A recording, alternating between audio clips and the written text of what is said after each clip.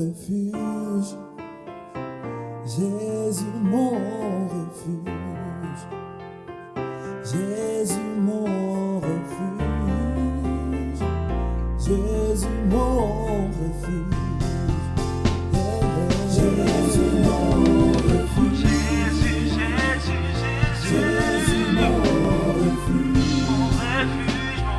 Jésus mon refuge, Jésus mon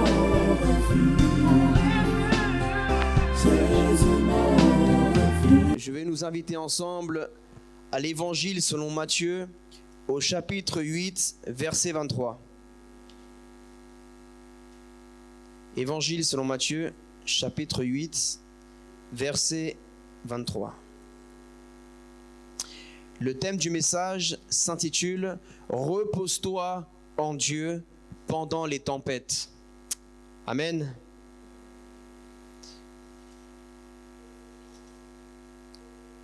Même si vous avez ramené un petit stylo, un petit bloc-notes, ou même vous pouvez noter sur le téléphone, on retient beaucoup plus lorsqu'on écrit en même temps qu'on écoute la prédication.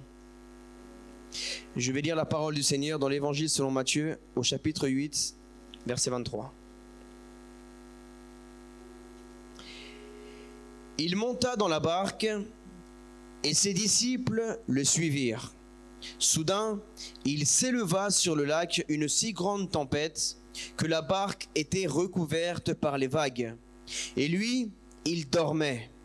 Les disciples s'approchèrent et le réveillèrent en disant « Seigneur, sauve-nous, nous allons mourir !» Il leur dit « Pourquoi êtes-vous si craintifs, hommes de peu de foi ?» Alors il se leva, menaça les vents du lac et il eut un grand calme. Ces hommes furent très étonnés et dirent « Quel genre d'homme est-ce ? Même les vents et la mer lui obéissent. » Amen. Ceci s'est réellement passé. Ce n'est pas une histoire, ce n'est pas une légende.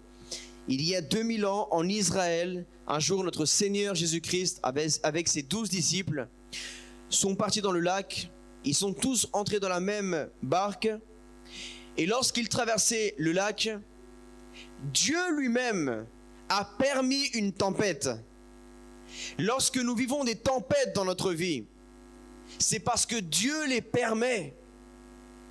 Et si Dieu permet qu'il y ait des tempêtes, c'est parce qu'il a aussi la solution à cette tempête. Il ne faut jamais que vous oubliez cela. Jésus, la Bible dit dans 2 Corinthiens que la plénitude de Dieu était en Christ.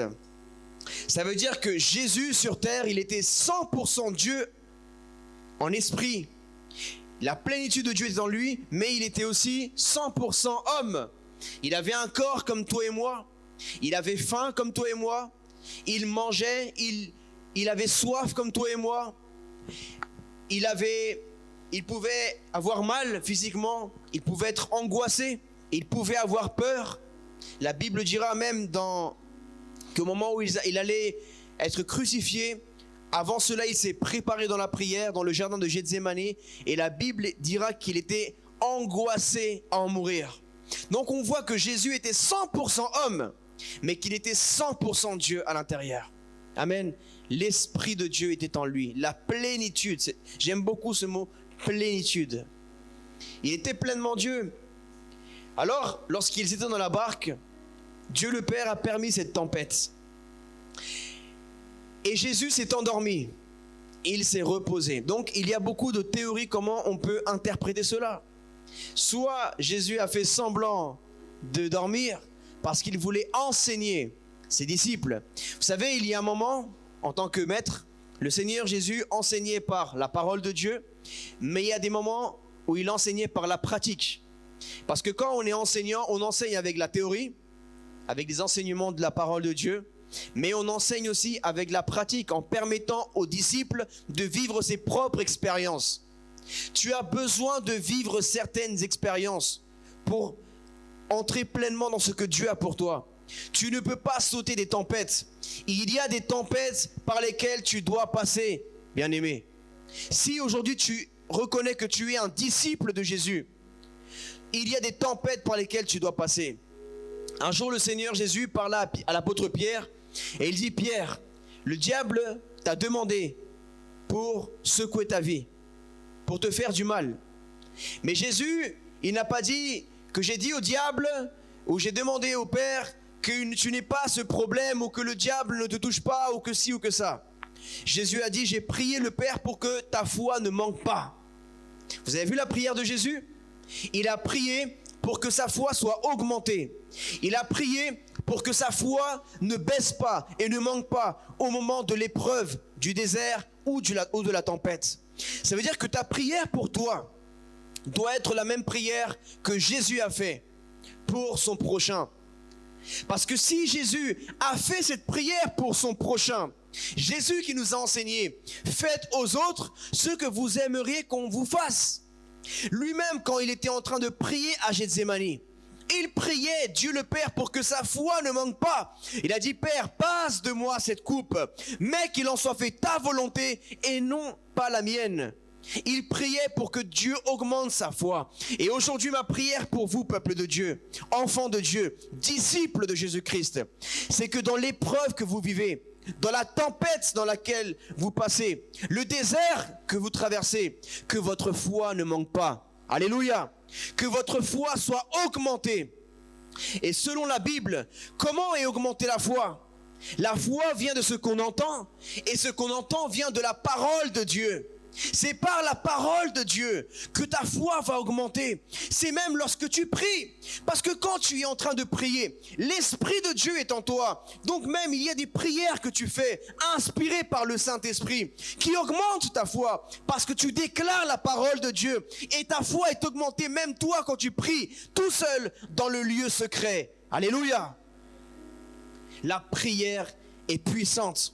Déclarer la parole de Dieu. Lorsque Satan lui-même est venu pour tenter Jésus dans les 40 jours de jeûne que Jésus a fait pour se consacrer au Seigneur et pour entrer dans son ministère, qu'est-ce qu'il a fait le diable? Il l'a tenté. Comment Jésus a réagi à cela?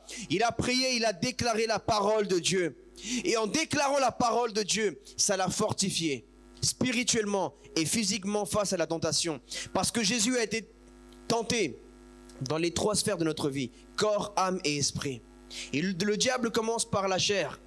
Et il lui dit, mange de ce pain. Et Jésus dit, la Bible dit, tu dois toujours dire à Satan, même quand tu as des difficultés dans la prière, tu dois dire, Seigneur, tu as dit dans ta parole, tu as dit. Et quand tu dis à un père, tu as dit, moi quand ma fille me dit, papa, tu m'as promis ça, tu m'as dit ça. Ah là, je ne peux plus rien dire. Parce que si je veux lui donner une bonne éducation, je dois, moi, en tant que père, accomplir les promesses que je lui ai faites. Alors Dieu, il est le meilleur père. Et si Dieu t'a promis quelque chose, il va te l'accomplir. Il va le faire. Pour le simple fait que tu es sa fille et que tu es son fils et que tu as dit, papa, tu m'as promis ça. Et tu n'es pas un homme pour mentir. Dis ta parole. Amen. C'est comme si tu le prends par les sentiments, mais c'est la personne de Dieu. Il est comme ça. Et à Dieu, il n'est pas plus fidèle qu'à sa parole. Il est fidèle à sa parole. Et il n'y a pas quelque chose qui soit plus fidèle qu'à lui-même, à sa propre parole. Alors Dieu, ce qu'il dit, il le fait. Et Dieu, à travers Jésus-Christ, il a dit, montez avec moi dans la barque. Toi, Jésus, tu es monté dans la barque avec Jésus.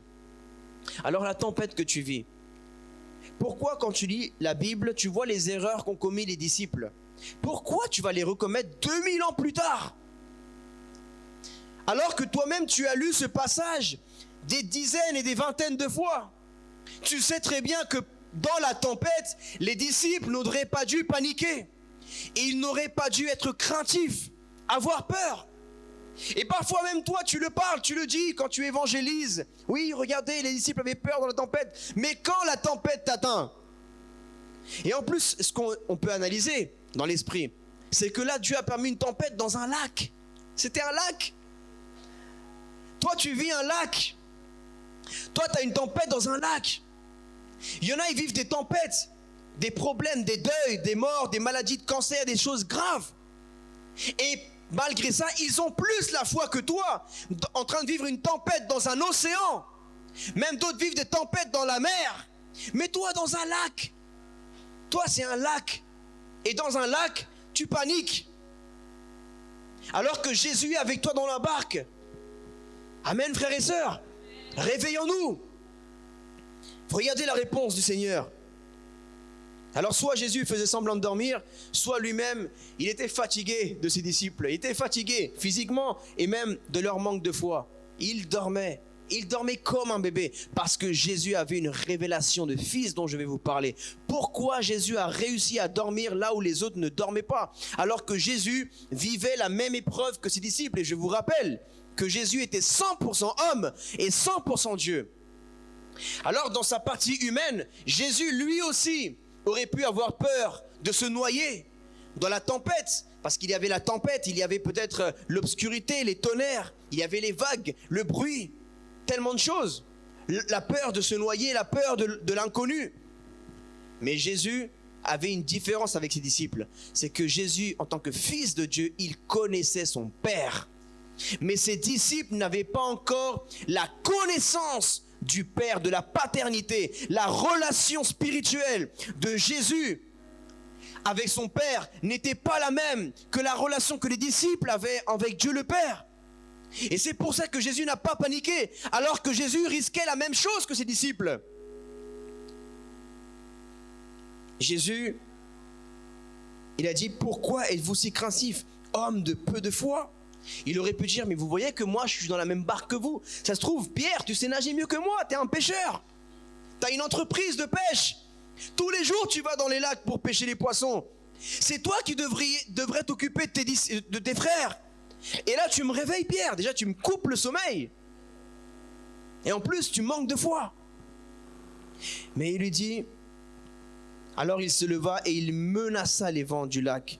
Parce que là c'était l'inverse. Là c'est toi qui te sens menacé par ce que tu vis. Donc là, tu es dans la position de victime. C'est vrai, parce que tu te sens menacé. Mais en Jésus-Christ, Jésus, lui, il a fait le contraire. Il a retourné la situation à son avantage. Et c'est lui qui a menacé la tempête. Et là, c'était plus lui qui était en train d'être victime, mais c'était la tempête qui était victime de l'autorité du Christ. Tu dois retourner la situation que tu vis. La tempête que tu vis, tu dois la retourner en ta faveur. Et c'est toi qui dois menacer le diable, la tempête spirituellement. Et ce n'est pas lui qui doit te menacer. Parce que celui qui menace, c'est le plus fort. Et qui est plus fort entre toi et le diable? Tu me diras, c'est le diable. Je te dirai, humainement parlant, oui. Mais la Bible dit que celui qui est en nous est plus fort que celui qui est dans le monde. Amen. Donc si Dieu est en toi, Dieu en toi est plus fort que le diable. Amen. Donc tu as l'autorité de Dieu. Tu dois avoir la pensée de Dieu, la parole de Dieu. Et tu dois avoir plus d'autorité et tu dois menacer le diable. La Bible dit, soumettez-vous à Dieu. Résistez au diable et le diable fuira loin de vous. C'est la Bible qui le dit. Quand tu passes par des moments difficiles, tu cites ces versets-là. Seigneur, la Bible dit que si je me soumets à toi et je résiste au diable, le diable fuira loin de moi, loin de ma famille, loin de mes finances, loin de ma santé. Parce que tu es un Dieu fidèle et tu déclares la parole de Dieu. Amen. Là, on va aller profondément dans la parole de Dieu. Vous savez, quand vous lisez la Bible, ne vous contentez pas de la lire, méditez-la. Médite la parole de Dieu. Reste sur un passage. Analyse-le, imagine-toi il y a 2000 ans, rentre dans le contexte. Et encore plus que la méditer, étudie la parole de Dieu. En grec, le mot tempête vient du mot seismos. Seismos. Et vous avez vu la ressemblance entre le mot tempête et le mot seismos, ça vient de séisme. Ça veut dire que le diable veut te secouer. Mais Dieu permet parfois que le diable te secoue pour te réveiller. Mais les disciples, Dieu voulait réveiller la foi des disciples. Mais eux, ils n'ont pas compris que c'est Dieu qui voulait réveiller leur foi. Et ils sont partis plutôt réveiller Jésus, au lieu de se réveiller eux-mêmes, spirituellement. Et parfois on est comme ça dans notre vie. Au lieu de comprendre le message que Dieu veut nous dire. Parce que Dieu a un langage. Il faut que tu apprennes à interpréter le langage de Dieu. Même dans nos persécutions, Dieu nous parle. Même dans nos épreuves, et parfois même à travers des inconvertis et des non-croyants, on dit « Non, c'est le diable ». Mais si on s'arrête pour écouter l'attaque, l'insulte, l'épreuve, attends, je vais mieux écouter cette maladie, je vais mieux écouter ce problème. Mais c'est toi qui me parles, Seigneur.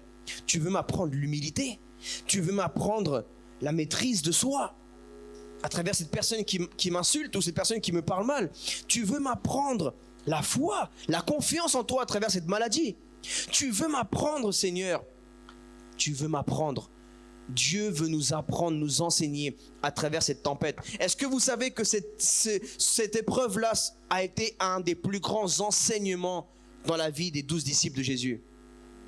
Je suis sûr qu'il y a des paroles qu'ils ont sûrement oubliées, des sermons de Jésus, ils ont peut-être oublié, ils ont dû dire hey, il a dit quoi Jésus tout à l'heure là? Je me rappelle plus ce qu'il a dit, j'étais en train de m'endormir. Parce que Jésus il parlait longtemps aussi, un peu comme nous les pasteurs, il parlait longtemps. Mais ce qu'ils ont vécu, là ils ne peuvent pas l'oublier, là ça a été un traumatisme dans leur vie. Eh les mecs, vous vous souvenez ce qu'on a vécu là, dans le lac? Ah ben bien sûr, comment on va oublier ça, on a failli mourir. Il y a comme quelque chose, un instinct qui se réveille en toi. Vous savez, même dans le monde, les psychologues, des moments forts dans la vie des enfants, ça nous marque.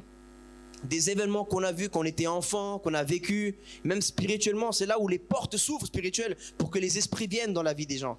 Des portes qui s'ouvrent à travers des événements qui marquent. Et parfois, quand même on est adulte, il y a des sons, il y a des bruits, il y a des gestes, il y a des chansons, des films qui nous rappellent certains événements qu'on a vécus. Ça nous rappelle dans le subconscient. Eux, à chaque fois qu'ils voyaient une tempête, ils disent « Ah, là je ne peux plus avoir peur, là je dois agir comme Jésus ». Parce qu'ils se souvenaient dans leur esprit que la dernière tempête qu'ils ont vécue, c'était avec Jésus dans la barque. Et que Jésus s'était réveillé et leur a dit « Homme de peu de foi ». Donc maintenant, la prochaine tempête qu'ils vivraient, ils allaient toujours savoir comment réagir comme Jésus a fait. Amen. Toi aussi, tu n'en es pas à ta première tempête. Tu en avais vécu dans le monde, loin de Dieu. Mais tu n'avais pas la connaissance de Jésus-Christ. Maintenant, tu commences le chemin avec Dieu. Peut-être même que ça fait des années que tu marches avec Dieu. Et en plus, tu paniques encore quand tu vois une tempête. Mais tu dois te souvenir que Dieu t'a déjà délivré de plusieurs déserts, de plusieurs tempêtes, de plusieurs séismos, de plusieurs secousses dans ta vie. Et tu es encore là, vivant, à écouter la parole de Dieu. Ta foi est encore en train d'augmenter. Le mot séismos en grec veut dire une secousse, une commotion, un tremblement. Peut-être que les tempêtes que tu as vécues, ça t'a je sais pas comment on dit, commu, je sais pas comment on dit, une commotion. Comment on conjugue ce verbe? En tout cas, tu as été marqué émotionnellement. Amen. Tu as été marqué émotionnellement. Et tu dois te servir de ça en ta faveur. Amen. Si peut-être cette tempête que tu as vécue, parce que parfois c'est nous-mêmes qu'on se met dans des tempêtes. Alors tu dois apprendre qu'est-ce qui t'a mené à cette tempête. Parfois c'est Dieu, mais parfois c'est nous-mêmes. Parfois Jésus t'a pas dit viens on va aller dans le lac. Si toi-même tu t'es jeté dans le lac avec ce garçon, avec cette fille, dans la désobéissance du péché, et après ça t'a blessé, tu as vécu une rupture, tu as vécu une conséquence. Dieu t'a corrigé, donc ça t'a touché intérieurement. Tu dois te souvenir de ce que tu as vécu pour ne pas recommettre la même erreur. Amen. Lorsque la Bible dit que la barque était recouverte par les vagues, la Bible dit que la barque était recouverte. Ça veut dire que l'eau rentrait dans la barque. La barque était en train, peut-être même, de couler. Le mot recouverte, ça vient du mot grec kalupto.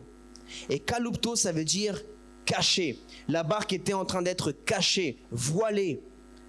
Couvrir, l'eau couvrait la barque. Kalupto, ça veut dire aussi empêcher la connaissance d'une chose. La tempête peut te voiler la vision à Dieu. C'est-à-dire que pendant la tempête, tu ne vois plus le même ciel, tu ne vois plus Dieu pareil. Tu es secoué, tellement secoué par la tempête, par les moments que tu vis, la peur, la crainte, le ci, le ça, que tu es voilé. Ton regard, tu n'as plus le regard de Dieu. Tu n'as plus la pensée, elle vient voiler tes pensées. et tu es même aveuglé par la tempête, par les bruits. Tu es déstabilisé, tu es désorienté, ce que tu vis. Mais ton but à toi, c'est de te réorienter. Comment ? Dans la Bible, en lisant la parole de Dieu, dans la prière. Si la tempête que tu vis, tu n'entends plus Dieu, tu n'entends plus Dieu te parler, tu ne vois plus Dieu à l'œuvre. Dieu est là, mais tu dois juste te découvrir de ce voile, de cette eau qui veut te couvrir, te cacher le secours de Dieu qu'il a pour toi. Et c'est d'empêcher la connaissance d'une chose. Ça veut dire qu'il y a une connaissance que cette tempête est en train de te cacher. Et c'est la connaissance de te reposer en Dieu. C'est un mystère que Jésus avait et qu'il a révélé à ses disciples. Même dans la tempête, ayez la paix que moi j'ai eue, que j'ai même réussi à dormir comme un bébé. Vous savez pourquoi ? Parce qu'un bébé, il dort dans les bras de son père et sa mère. Peu importe, il est paisible. La famille peut passer par des crises financières, familiales, de ce que tu veux. Le bébé, il se rend compte de rien. Le bébé, il dort. Le bébé, il dort. Parce que il est un enfant. Il est un enfant. Et plus tu es dans l'innocence d'un enfant, plus tu cherches à devenir un enfant de Dieu, plus tu réussiras à te reposer et à confier en ton Père éternel, ton Dieu. Mais plus l'enfant grandit, plus il se réveille avec n'importe quoi, plus il se soucie, plus on grandit, plus on est souciant, on se préoccupe. Tu verras jamais un enfant préoccupé. Un bébé, t'as déjà vu un bébé préoccupé ? Qu'est-ce que je vais manger tout à l'heure ? Mais tu verras jamais un enfant qui se préoccupe de la compote que sa mère va lui donner. Tu verras pas un enfant se préoccuper comment sa mère va l'habiller. Un bébé, il pense pas à ça. C'est nous, quand on grandit, on commence à avoir la connaissance du bien et du mal. On commence à perdre notre innocence. Battez-vous pour garder cette pureté de vos cœurs, frères et sœurs. Battez-vous pour garder cette bonté, cette innocence de vos cœurs. Vous savez, le monde veut tellement retourner la chose que parfois, lorsqu'on a une bonté de cœur ou une innocence, les gens te disent « tu es naïf ». C'est vrai ou pas ? Et donc, dans la rue ou dans le monde, moins tu es naïf, moins tu es innocent, donc c'est comme si c'est quelque chose où tu dois avoir honte. Et pourquoi nous devons avoir honte d'être innocents, comme de chercher l'innocence ? Et plus tu es malicieux, plus tu as la connaissance des vices, alors plus tu te la pètes, plus tu frimes. Ah, moi je suis un vice, moi je connais tous les vices. C'est pas vrai ? C'est comme ça la rue. Ah, moi je suis un ancien, moi je connais bien les vices. Ah, lui il me la fait pas à l'envers. Je le vois déjà venir. Comme si on était fiers et on se vantait d'avoir perdu notre innocence. C'est grave, hein ? C'est grave. Ne te vante pas d'avoir perdu ton innocence. Vante-toi plutôt que tu cherches à retrouver ton innocence d'enfant de Dieu. Parce que le royaume de Dieu appartient à ceux qui sont des chrétiens, qui veulent être des enfants de Dieu. Et pas simplement des enfants de dire « Ah, moi je suis enfant de Dieu », mais quand tu dois agir face à une situation, un comportement vers quelqu'un, tu agis avec une malice, avec une méchanceté, avec un vice.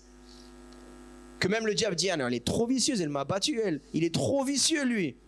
Tu deviens même plus vicieux que le diable parfois dans tes comportements, dans tes paroles. Quand tu dois faire des vices, même financiers, tu veux tromper les gens, tu veux faire des choses comme si Dieu n'allait pas voir ton vice. Non, frères et sœurs, désirons d'être innocents comme Jésus, comme un enfant. Amen. C'est clair que parfois nous-mêmes on dit à nos enfants, tu veux grandir trop vite. Mais quand on est enfant, on veut grandir trop vite, mais pourquoi faire ? Pourquoi faire ? On veut perdre notre innocence. C'est ça la révélation que cette tempête t'a cachée. Que tu es un enfant et que Dieu s'occupe de toi. De quoi tu t'inquiètes ? De quoi tu as peur ? De quoi tu as crainte ? Pourquoi es-tu si craintif ? Femme de peu de foi, homme de peu de foi. Quand est-ce que tu vas apprendre de tes tempêtes ? T'en es à ta 10e tempête, à ta 20e tempête. Et tu flippes toujours autant. On t'appelle flipper. Tellement tu flippes. C'est plus flipper le dauphin, c'est toi flipper. Flippette. Tellement tu flippes. Tellement tu as peur à chaque fois que tu vis une tempête. Ton nom dans le ciel, ça va être flipper ou quoi ? Ton nouveau nom. Sois confiant en Dieu. Amen. Les flots, des vagues qui viennent des flots, qui même, tu vois, quand tu te prends de l'eau, quand tu vas dans les toboggans, là, parfois, là, à Boulevard, tout ça, tu fais des fois des toboggans que, il y a l'eau dans tes yeux, tu vois rien. Quand tu vois, tu es déjà en train de sauter dans... Et bah, c'est pareil, les flots, ça les laissait pas voir. Et je sais que les flots de la tempête, ça t'aveugle la vue spirituelle. Mais tu dois tout faire pour retrouver la vue spirituelle. Amen. Même dans la tempête, bats-toi pour retrouver la vue de Dieu, la pensée de Dieu, la parler comme Dieu. Parce que parfois on ne parle pas comme Dieu. Même en ayant la connaissance de Dieu, on parle comme des gens du monde. Ah, c'est fini pour moi, je suis mort. Je vais mourir. On dit tellement de choses. Genre, je ne vais pas réussir. On déclare des paroles négatives dans nos vies. Est-ce que Jésus aurait dit ça? Je vais mourir. C'est mort. T'as déjà entendu dire Jésus, c'est mort? Je suis foutu. T'imagines Jésus à Gethsémani, je suis foutu. Non, il a dit, Éternel, qu'il en soit fait ta volonté, je t'aime, je te fais tellement confiance. Amen. Change ton langage. Change ton langage. Dieu est avec toi. Il dormait. Le mot dormir en grec veut dire katiodo. C'est pas du japonais, c'est du grec. Hein? Katiodo. Tomber de sommeil. Ça faisait rien. Tu vois quand il n'y a rien qui peut troubler ton sommeil, et bien c'est ça. Aucune tempête peut venir t'enlever la paix.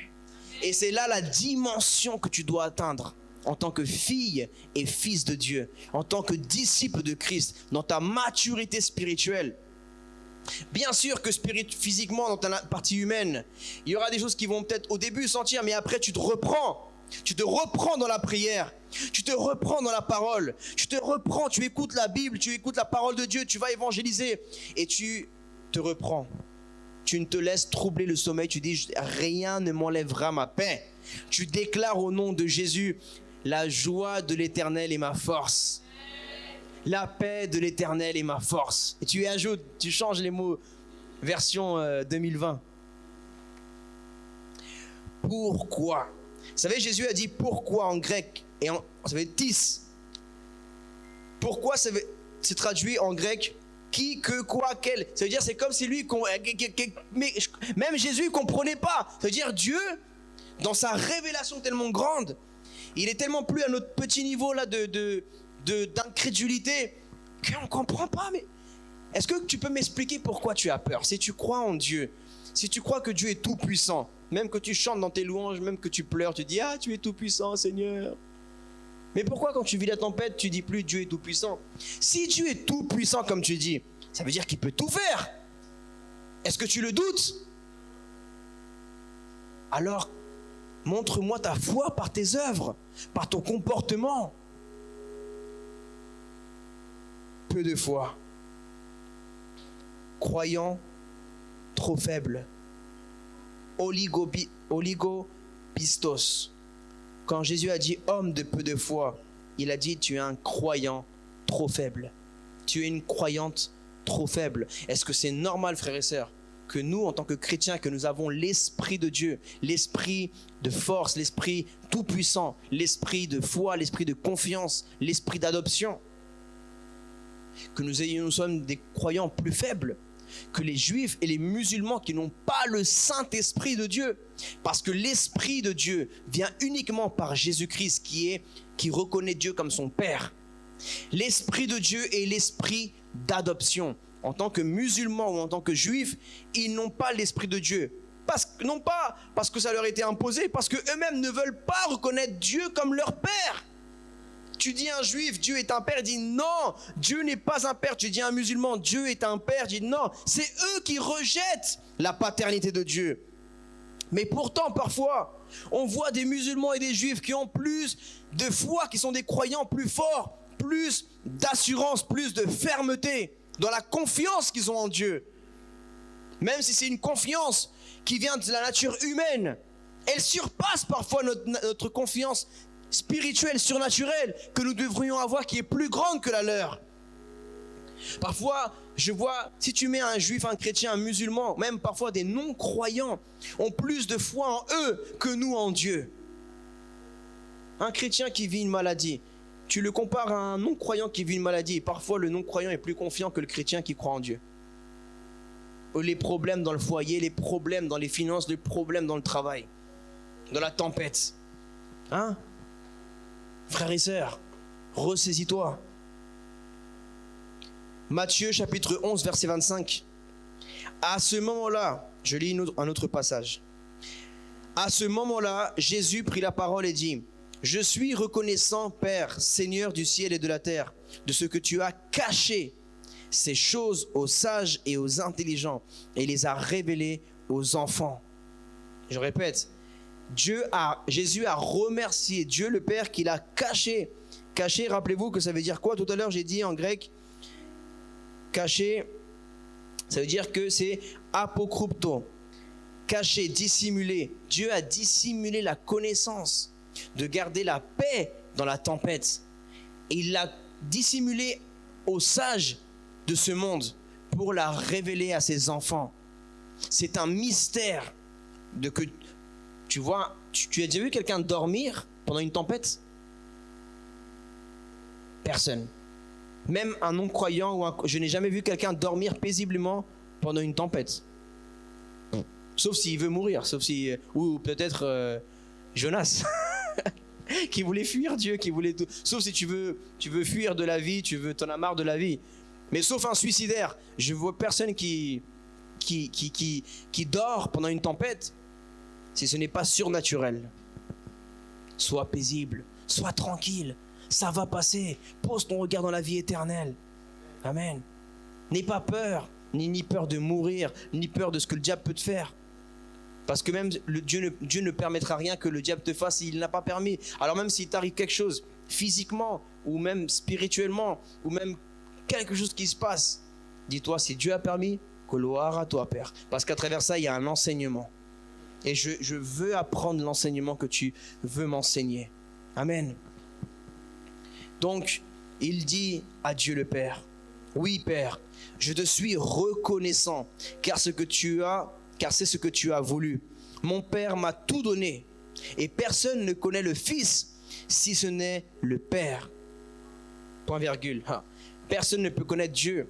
Un musulman ne peut pas connaître Dieu, si ce n'est par le Fils. Un juif ne peut pas connaître Dieu par Moïse. Un musulman ne peut pas connaître Dieu par Mohamed. Parce que c'est uniquement Jésus qui vient du ciel. Il était au commencement avec Dieu. Moïse vient de la terre. Il avait un père et une mère. Son corps est le corps adamique. Mohamed, pareil, un père et une mère. Mais lui, Jésus, il est venu de l'Esprit de Dieu dans le ventre de Marie. Et son corps, il n'est pas revenu à la poussière. Il est monté dans la gloire du Père. Amen. Lui, il a dit, j'ai tout vu. Je vous dis ce que j'ai vu de mon Père et ce que j'ai entendu de mon Père. Il était déjà dans le ciel. Il a quitté son trône. Il est venu sur la terre et il est remonté. Avant Jésus, personne n'était allé dans le ciel. Aucune personne, aucun être humain. De Adam jusqu'à Jean-Baptiste, jusqu'à Étienne, personne n'était parti au ciel. Il n'y a que Jésus qui connaissait le Père. Moïse, il n'a pas connu Dieu le Père. Aucun prophète, même de l'Ancien Testament, ni Abraham, ni Élie, ni Élisée ne connaissait le Père. Parce qu'il ne connaissait pas encore le Fils, qui est Amashia, le Messie. C'est Amashia. Dieu a voulu faire connaître sa paternité au peuple d'Israël.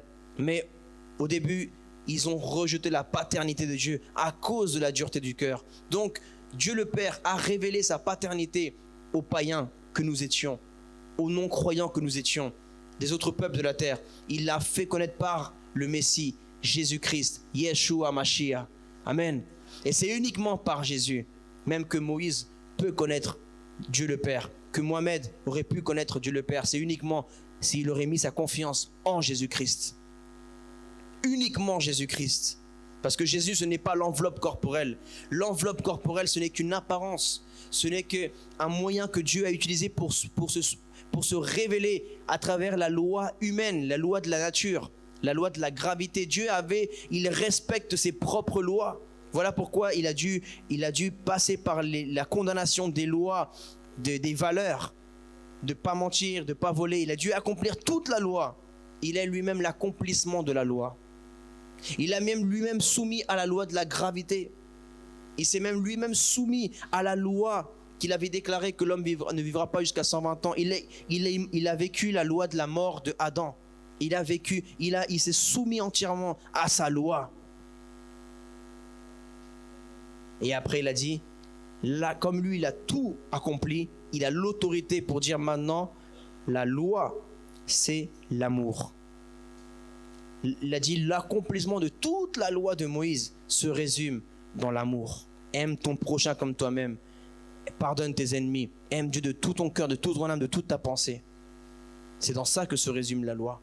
La loi, ce n'est plus de garder le samedi, le Shabbat. Parce que le vrai Shabbat, c'est l'éternité.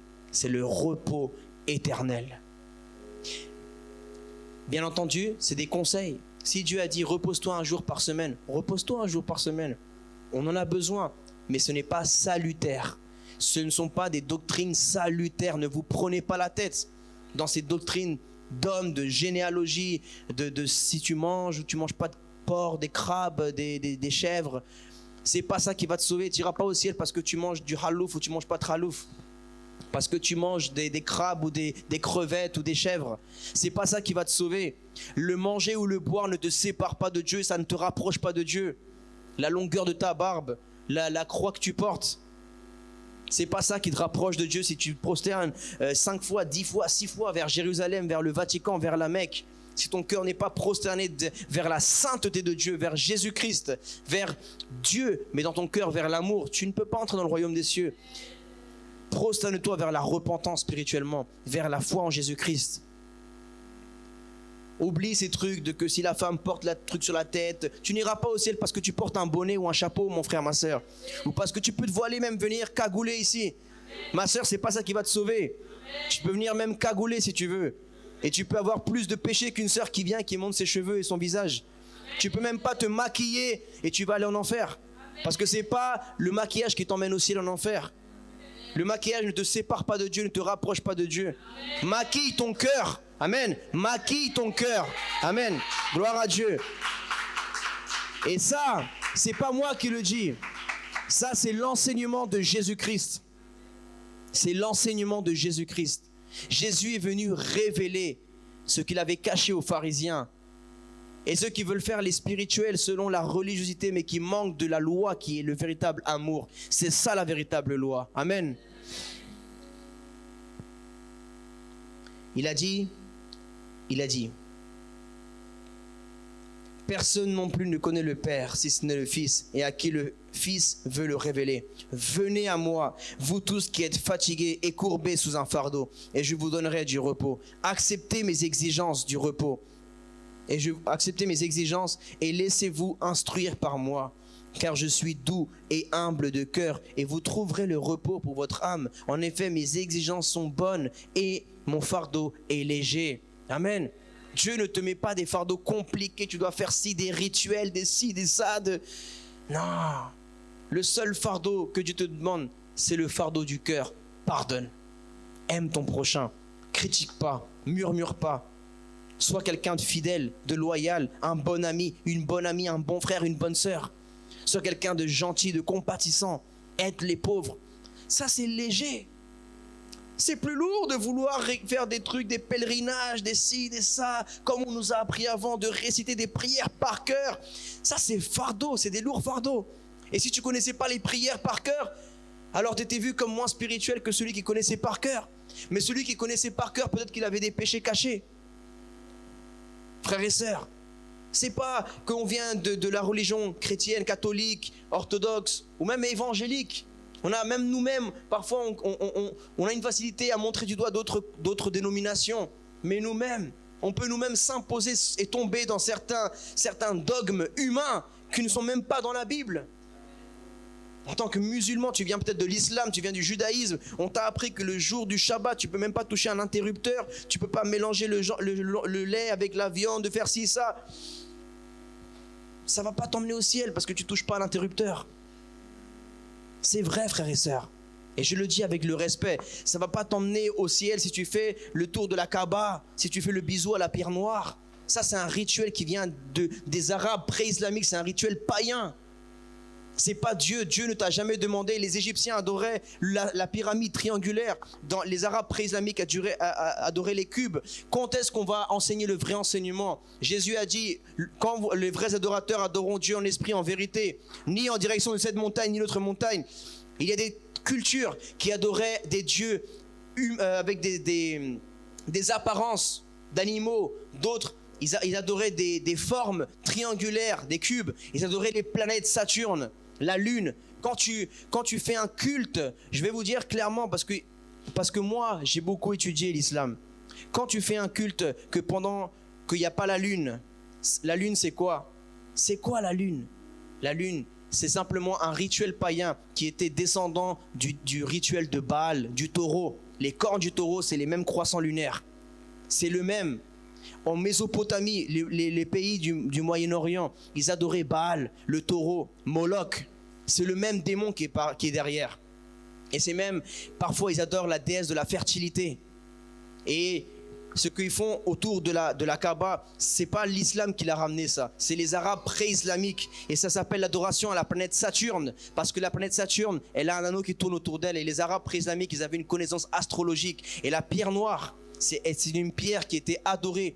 Qui aussi, il y a des choses que même, c'est même honteux de le dire. Parce que c'est une déesse féminine, la divinité de Allat. À la base, c'est même pas Allah, c'est Allat. Et c'est une divinité féminine. Pourquoi je vous enseigne ça?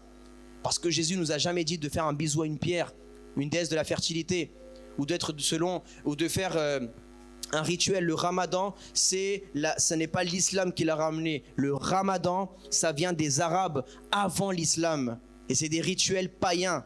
Ça veut dire que ce qui est païen, ça vient pas de Dieu. C'était simplement qu'ils offraient un rituel à un démon qui ne devait pas avoir ni d'intimité avec leur femme tant que la lune n'est pas là. Ils ne devaient pas manger tant que la lune n'est pas là, parce que c'est le 9e mois du calendrier lunaire, le Ramadan. Et ça représente l'enfantement de la déesse Allat. Et l'Aïd, c'est le jour de la naissance du bébé. Et toujours dans toutes les cultures judéo, les païennes, il y a toujours une déesse avec son bébé. Que tu vois dans la Mésopotamie, que tu vois dans les Babyloniens, il y a toujours, même en Égypte, il y avait Isis avec son bébé. Et même dans le catholicisme, qu'il y a la tradition païenne des Romains. Les Romains, comme ils conquéraient, comment on dit? Voilà, ils allaient à la conquête des autres peuples. À chaque fois qu'ils allaient à la conquête d'un peuple et ils gagnaient le peuple, pour la mentalité des Romains, ce n'était pas la même mentalité des Grecs. Les Grecs, ils avaient leur divinité. Mais les Romains, ils disaient plus de divinités païennes on aura, plus de dieux on aura en notre faveur. Donc, ils ont changé Isis par Marie, Artémis, Sémiramis, Athéna, toutes ces choses-là même. D'ailleurs, l'athéisme vient d'Athènes, d'Athéna. C'est la déesse Athéna, c'est un culte. L'athéisme, c'est une religion. C'est une religion païenne qui est de ne pas croire, de rejeter Dieu. Amen. Et nous devons comprendre toutes ces choses-là, frères et sœurs. Même, on ne doit pas, en tant que chrétien, adorer une image de Jésus ou un enfant, parce que l'image d'une main, même souvent, on a vu la représentation de Marie, qui n'est pas la Marie de la Bible. Parce qu'on voit une vierge noire, une vierge blanche, une vierge, c'est pas ça. Et parfois, on voit un croissant de lune. Vous avez jamais vu dans les photos? Analysez les photos. Vous allez voir le même croissant de lune qui est dans l'islam. Le même croissant de lune qui est dans l'islam, il est sous les pieds parfois de Marie et avec le bébé. Et c'est quoi le croissant de lune? C'est, frères et sœurs, je vous dis la vérité. Jésus n'a jamais demandé de faire des images. Dieu aura dit à Moïse dans Exode chapitre 20, tu ne feras aucune représentation de ce qui est dans le ciel, sur la terre et sous la terre. Et je ne suis pas en train de parler aux catholiques, aux musulmans, aux juifs. Je parle du catholicisme, de l'islam et du judaïsme, que c'est très différent. Apprendre à faire la différence entre le chrétien et le christianisme, entre le musulman et l'islam, entre le juif et le judaïsme. Amen. Il y a beaucoup de juifs, de chrétiens catholiques. Et je parle même nous les chrétiens protestants, parfois on ramène des choses païennes, orthodoxes, même dans le bouddhisme, on peut parler de beaucoup de choses. Toutes ces choses-là, frères et sœurs, mais rejetez-les. Et ne vous reposez pas dans des images. En parlant du repos, repose-toi dans le spirituel. Non pas dans ce que tu vois humainement, mais dans ce que tu vois dans l'esprit. C'est pas ça le plus important. Je te dis qu'il n'y a que Dieu qui peut te sauver, le Dieu d'Abraham, d'Isaac et de Jacob. Repose-toi sur le Dieu véritable. Ils suivaient un Dieu parce qu'ils avaient la foi, un Dieu en esprit et en vérité. Et Jésus, même nous les chrétiens, nous ne devons pas l'adorer, non, même pas des choses, des rituels qui viennent de Rome ou des ancêtres des siècles auparavant. On doit prier le Dieu invisible. Amen. Parce que Christ est l'image du Dieu invisible. Il est venu révéler le Dieu invisible. Et l'homme, il avait du mal à faire ça. Parce qu'il se repose dans les rituels, il se repose dans la loi. Repose-toi dans la grâce de Dieu. Mais attention, ne fais pas de la grâce et de la miséricorde de Dieu un prétexte pour commettre le péché. Repens-toi, repose-toi dans la grâce, mais repose-toi aussi dans la repentance. Reconnais ton péché devant Dieu, humilie-toi devant le Seigneur. Et si tu es fatigué de la vie que tu mènes, des problèmes que tu mènes, couche-toi par terre, non pas en direction du Vatican, de la Mecque ou de Jérusalem. Repose-toi.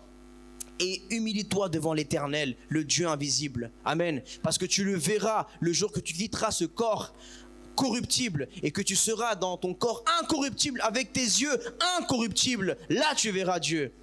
Mais avec tes yeux corruptibles, tu ne peux pas voir Dieu parce que Dieu, il est incorruptible. Amen. J'espère que cette prédication t'a édifié. La Bible dit dans la lettre aux Romains, au chapitre 10, verset 9, que si tu reconnais publiquement que Jésus est le Seigneur et que Dieu l'a ressuscité d'entre les morts, alors tu seras sauvé.